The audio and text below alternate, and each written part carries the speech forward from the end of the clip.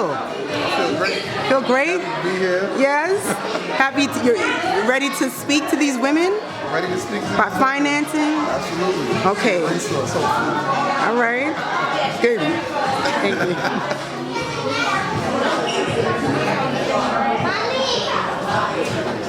Hi, Nafeezah. How are you? There, I'm back. Great setup. We love it. Thank you, Thank you so much, Nafeezah. Cynthia, the founder of Deferred Inc. How do you feel? I feel extremely blessed to be able to be a blessing and to be a conduit of God's love. So I'm happy. I love it. And I love conduit. You better go ahead with yourself. You better go ahead with yourself with your conduit self. All right. Thank you.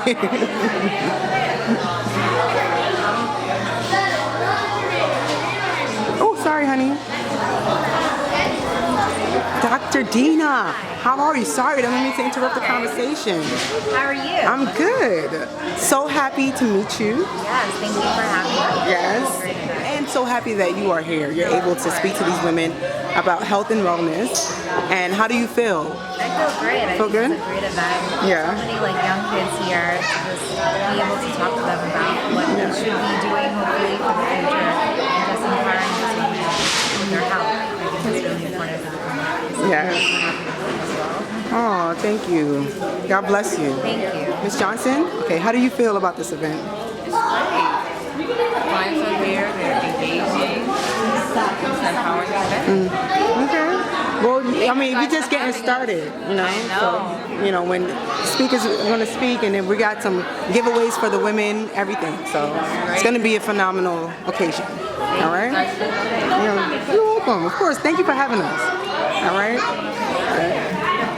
How you doing? How do you feel about being a part of this event? It's an honor to be a part of it. I'm so happy that I get to serve people of this community, especially single moms, because I know how difficult it can be, especially during this season. Yeah. So we just want to be a blessing. And you are a blessing. Thank you. All right. Stephanie, how do you feel about being a part of this event? I feel amazing, honestly. I love being, helpful and helping everyone. Especially now, the holiday season. I love seeing all the kids have a smile on their faces. Yes. It's amazing. It's priceless. Well, we thank you. Thank you for being here. Thank you for your service too. Jessica, how do you feel about being a part of this event? Amazing to be a part of this event. I'm glad I was able to come and help out. I know it's hard work, but everyone deserves, a little bit of everything, and I'm glad we did it for them. Yay! Thank you. Okay, thank you. The workers too? Eugene, how do you feel about being a part of this event? Everybody has so much good energy. I'm loving it right now, hands down. Aw, It's just thank you. all the kids are just so into it. They cooperate very well. Yes. Thank you. And keep doing your thing. This event was created for single moms to continue to be empowered in spite anything that, the circumstances that we're having. So yo me llamo Stephanie. Gracias por venir al evento.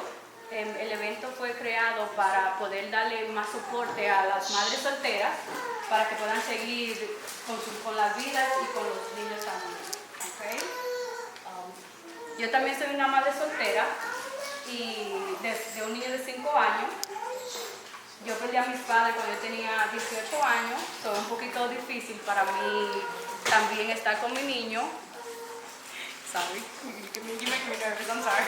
Okay, so I'm also a single mom of a 5-year-old boy. I lost my parents when I was 18 years old, so it's a little bit more difficult for me to have the support of someone to help me out in life, with the difficulties that we have in raising a child, basically. Having to run around, having to pick them up from daycare, drop them off from daycare, and be able to get to work on time, it's a little bit challenging when you don't have someone extra to help you out. But, we have to try, right? Hello, everyone. Hello. Hi. Hi, I'm Dr. Deena Adimulam. I'm one of the doctors in the community around here. I practice at Mount Sinai St. Luke's Hospital. So Cynthia had asked me to come and speak to you guys today just about, overall healthy wellness and just, seeing the kids around here, I think sort of the focus of today is just going to sort of give you a little bit of guidance as to what we can do for ourselves and what we can do for the younger generation.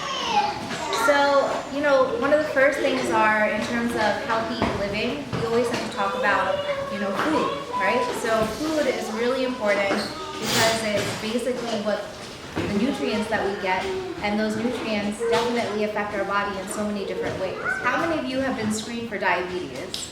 Okay, good. So 3 people in the room.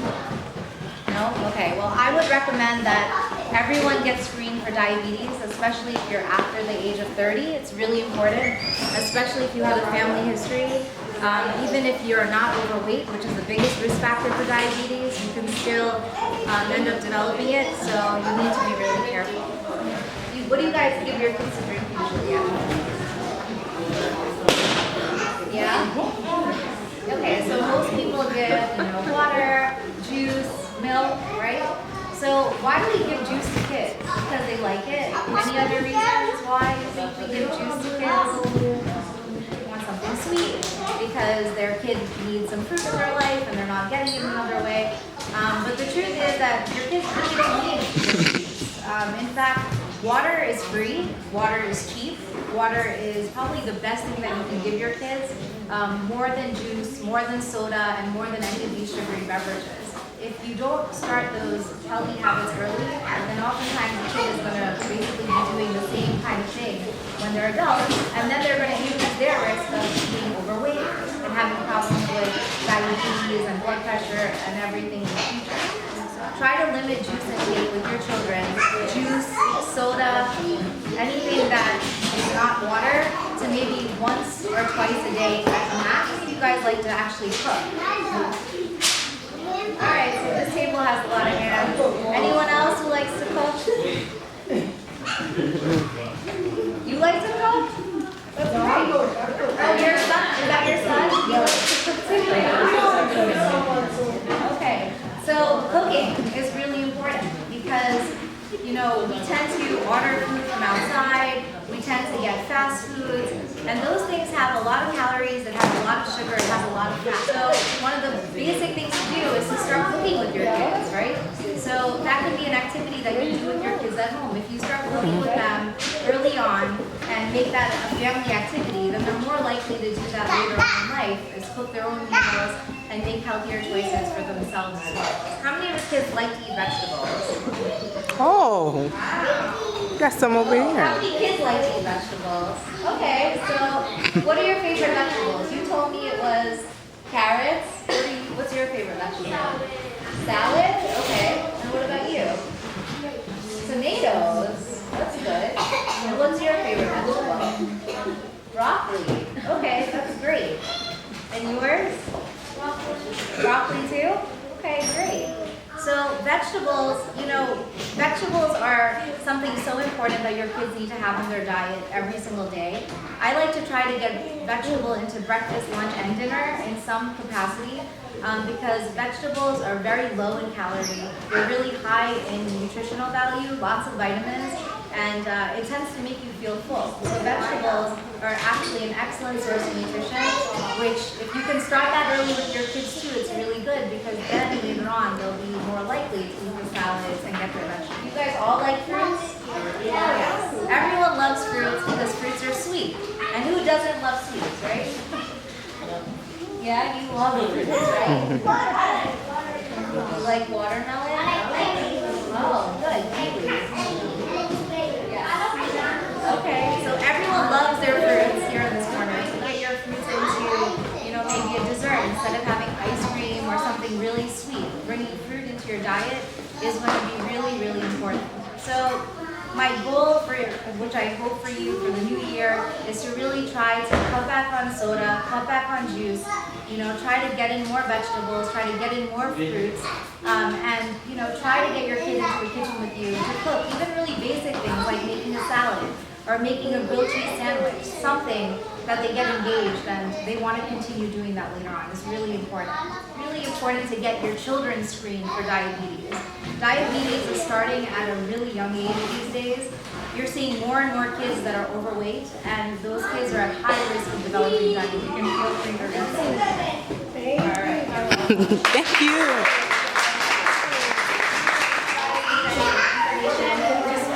Follow me. I have an Instagram and Twitter account. It's just Dr._Deena, and I'm happy to answer all your questions or whatever you want. That's the word doctor? It's DOCTOR _Deena, DENA. Woo! So now we have Alex Turner. He's a financial coach. He's going to be teaching us about how to manage our money and break cycles of dysfunction. Okay, so give it up for Alex. So my name is Alex Turner, like she said, and I'm a financial coach. Might be a position you've never heard of, but what I do is I help people learn to relieve the stress caused by their finances. Financial literacy is something that I've come to realize how important it is, yet how little we teach it. Has anybody in this room ever had any formal financial training, somebody that taught them about how to use and utilize their money? Anyone? Yet it's an essential part of our everyday lives. We have bills to pay, we have clothes to buy, food, we have all kinds of things. I think even learning to manage it on a month-to-month basis can help relieve a lot of that stress. There's a few different points that I kind of stand on that my coaching practice is going to be based on. One of them is I don't believe in debt. I think it's something that is a norm nowadays, and I think it comes from our norm nowadays of having instant gratification. The days of saving up to purchase an item you want or need versus financing it and paying for it later is very different than it used to be. I'm a huge fan of delayed gratification. To me, if you can finance something, that means you can save up and pay for it because it's literally the same act. It's just that financing something is more expensive because you have to pay interest. There's a lot of marketing techniques and tactics that are used on a daily basis to get us to buy things. I think we could all point to something or multiple things that we consume on a daily or weekly basis that we probably don't actually need. I think for everyone in this room, learning to live below your means, learning how to save, and learning how to budget your money can be extremely beneficial. Like for me, I live on a fixed income. I typically get the same amount every 2 weeks. What a budget is before that month comes, I sit down with a pen and paper, I say, okay, this much money is coming in. What are the most important things I have to spend my money on? Typically it's housing, food, utilities, and clothes, and transportation to get to work. Once those 4 things are taken care of, then you have to ask yourself, what are my other priorities? Everyone's situation is different. Everyone has different bills, but these basic premises will apply to everyone. Whatever you make, live like you make less than that, and try not to borrow. Maybe 2 years ago, I was extremely stressed by my finances. I was in over my head. I had an apartment I couldn't afford. I was driving a car I should have never bought, and I was stressed. I felt overwhelmed. And I had to make a decision to do something different so I wouldn't feel that way anymore. So for me, I decided to take a really good look at my finances and prioritize. More important for me, taking care of my student loans, taking care of some credit card debt I had, and I followed a system to take care of those things. 2 years later, I was currently able to pay off about $47,000 in debt, working on my own, and it's something I'm trying to help everybody achieve. If you have any questions about it, I'll give you guys my Instagram. I'm going to be launching my financial coaching practice in the beginning of January, and I'm open to work with anybody. Anybody who needs some help, you have questions about budgeting, debt, insurance, investing for a future, your kids' college funds. Any questions you have, please bring them to me, and I would love to be a resource. My Instagram page. I'm sorry, any questions? Yes. So can you tell them the perfect way of how to start? Okay, so yes, the perfect start budgeting. So, like I was saying, you can simply just take a piece of paper and you write down the amount of money you expect to have. And then from there, the first things that I would subtract from that pot of money are what I call the 4 walls. That's going to be food. You need food on the table. And I'm not talking about luxury food per se. I call luxury food going out to restaurants, ordering seamless, anything that's not cooking in the home. That's probably the most cost-effective way to feed you and your family is food in the house. So food gotta be the first thing. The second thing is taking care of where you live. Whatever expense that is, you have to subtract that second. The third would be utilities for the place you live. You want the lights on, electricity, extremely important. And then after that, transportation. You can't get to and from work, then you're not gonna be able to make money to make the plan work. Once you subtract those things from your budget, the next thing you ask yourself, okay, is what's the most important thing to me? But literally, it's a month-to-month planning of the next month's money. And what that does is, at the end of the year, you'll be able to look back and not wonder where your money went. You'll know exactly where it went each month because you have it written on paper in a budget. And a budget is not to restrict you from spending necessarily. The goal of a budget is to make sure you always have money for the things that are important. Does anyone have any questions about anything I said? No? It's okay. If you guys have your phones out, I would love if you guys added me on Instagram. I'm going to be giving a lot of good tips and tricks to help you not only get out of debt if you do have debt, but how to accrue and achieve wealth. I've always thought to accrue some wealth was something that we think is impossible. I know I did. But I now have faith that it is possible, and I would love to show as many people as possible how to do so. My Instagram is Alex Finance NYC. That's ALEX Finance NYC. Prioritize what's important and live below your needs. So thanks for your time. I really appreciate you guys letting me share a bit about what I do, and hopefully I can be a resource to you guys in the future. Yes. Yes. Good job. Cynthia, our leader, one of our leaders, is going to speak first, very briefly, and then after that, then we do the toys, and then we're done. Okay, guys? Woo! Hi, my name is Cynthia. I'm the founder of this ministry nonprofit, and I am a single mom. And the reason why I began and started this nonprofit was simply out of my own struggle. And single moms, I feel like we're judged, and at times we don't ask for help because of that. So a couple of years ago, I faced an eviction. I was facing an eviction, and I remember it was my old apartment. And the landlord simply wasn't doing what he was supposed to do. So I decided that, I was going to withhold the rent, like, we normally do. But what I did not do was hold on to the money. I began to just spend, and then day by day, I would watch my account just get less and less and less. And then when the landlord decided to fix the issue, I had no money to pay him. I got my 30-day notice, and I never ever faced anything like that in my life because I'm just like, okay, how did this happen? How did I get here? Why? What's going on? So I said, God, help me out here. So no one was able to help me. I mean, like from my mom to whoever, it was like, I'm sorry, I wish I could. And the landlord said, I'm going to give you some time. To try to figure out a way to pay this money. And the next step was going to HRA, right? To apply for a one-shot deal. I'm fully employed, so this can happen to anyone, So I went down to HRA, and I remember the reception wasn't well. It was like when you bring in your paperwork, and they can see your income, and they can see how much you're making. And it's like, why aren't you paid? Why wasn't rent paid? It's like, you can do it. I'm like, well, we all have very hard times, and you sitting behind his desk can be on the other side one day. So the worker proceeded to tell me that, well, maybe if you paid your rent, you wouldn't be in this position. So you know, when you act the fool, they put you out the HRA. Or after I left, I followed up with the worker. The worker told me that he simply forgot to put my paperwork in.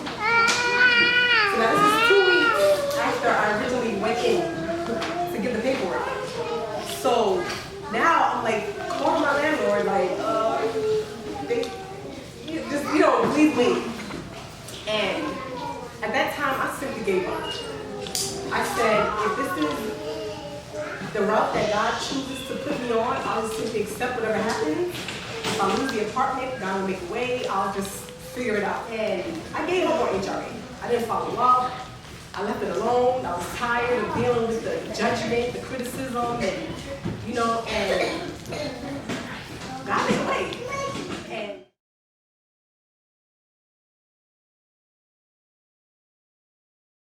for $3,000. And I'm like, what? And she said, I don't even know how this is possible. And all I can just do is know it was possible because all things are possible with God. And he secured my apartment. But as I sat in my living room, something just wouldn't rest. I felt an unsettling feeling in my stomach. Because I know that there was a single mom sitting probably in the same situation, not knowing what they're going to do. Or this is around the holidays, wondering how they're going to make Christmas work. And wanting to be strong for their kids, but just not knowing how, you know? And I said, I want to be able to help single moms like myself who are dealing with the hopelessness and brokenness and pain and from whatever it can be from. Whether it's lack of, you know, whether it's poor decision making or whether it's just not having a family, whatever it can be, whatever it may be. So I decided with only $300 in my account after I paid the landlord his money. And I researched how to start a nonprofit because I wanted to be a voice for all those who feel like they have no voice. And the nonprofit simply started with $300 and faith.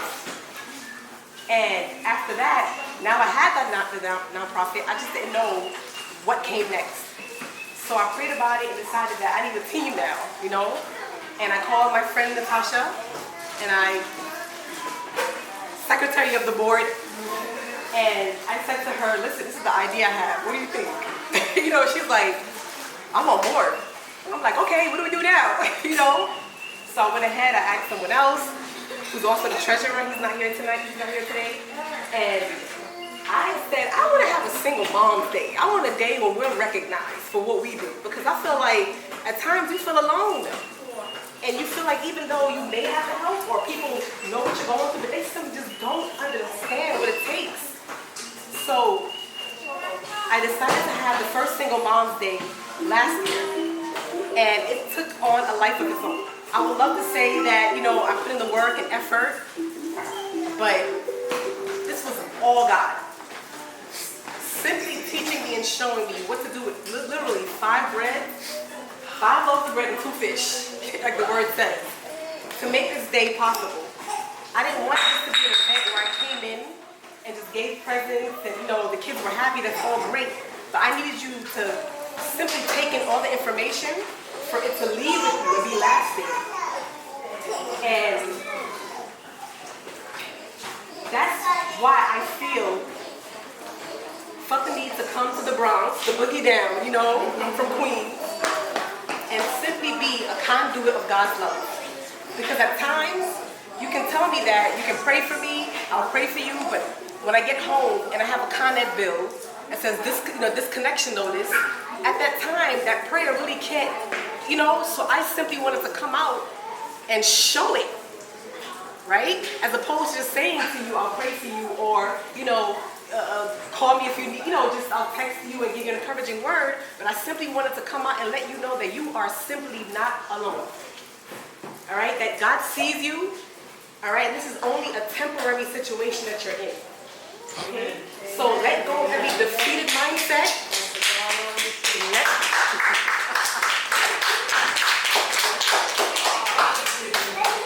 So let go of every single defeated mindset. And know that you are simply capable, because the word says that I can do all things through Christ That means whatever you are up against, you can face it and you can get through it, right? But God needs your work. He needs your effort as well in order for him to help you, right? So a good friend of mine, I'm gonna steal it. We're not selling easy. We're not selling easy, but possible, right? So, yes, it's selling possible, right? And God is the God of the impossible, all right? So each and every single day you wake up, God gives you a brand new day. You get to shape your day, right? When you wake up in the morning, make it your business. If you have a journal, if you pray, whatever you do, don't simply just get up and go on Instagram and social media and get yourself caught up in who has what. Simply take that time to focus on one, pray, and then simply ask God, like today, how should my day go? What can I do today that can shape my tomorrow, right? Because we have children that look up to us, right? What kind of legacy would you like to leave, right? And it doesn't matter if you grew up in dysfunction and brokenness, you have the power to stop the dysfunctional cycle. I grew up in a single mom household. I experienced childhood domestic violence because my stepdad wasn't a great example. He beat my mom, so that's what I grew up in. But I had a praying grandmother also, but I was able to I said, God, if you're going to allow it, right, the pain and the agony, use it for a purpose. So I want to say that I didn't like what happened but hey, I'm here today because of it, right? I can stand before you, and he always gave me a vision from years ago of me standing in front of groups of women. I never could understand what that vision meant until today, right? And having a ministry is not easy, but when I come out to an event like this and see people with tears like that, right? And see people just simply doing the best they can with what they have, right? It fills my heart, And I just want you guys just to really, and I want you to repeat this. I can do all things. I can do all things. Through Christ who empowers me. Right? And take that with you every single day, along with whatever our financial coach, who's actually my financial coach, has imparted in you today, along with what Dr. Adimulam has imparted in you today.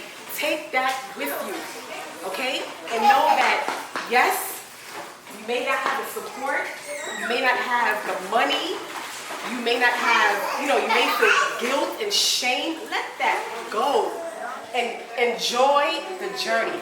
That's right. Enjoy the process, right? This is only making you stronger, okay? Develop grit and know that you got it. And don't let anyone tell you that you don't, okay? So if I leave anything with you tonight, I just want to empower you and encourage you. Accept what happened. Take responsibility for it. Forgive those that may have dropped you or let you down. Forgive that person or people. Let it go. Believe. Pray. And also, I want to also say, create a social, like a support group. Don't get with other people that are going through certain, as far as to commiserate together. Get with people who can empower you. That's what I'll leave with you guys. And thank you so much for coming out today and really just being a part of this.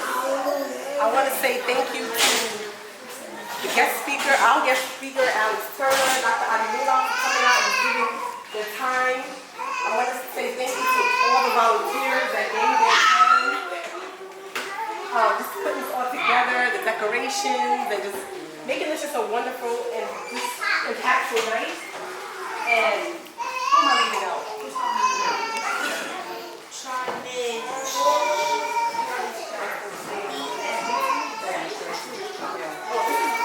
Also Natasha, who's also my friend and also on the board. And I want to say thank you for even coming out tonight. Last week she put together a production. She has her own clothing line.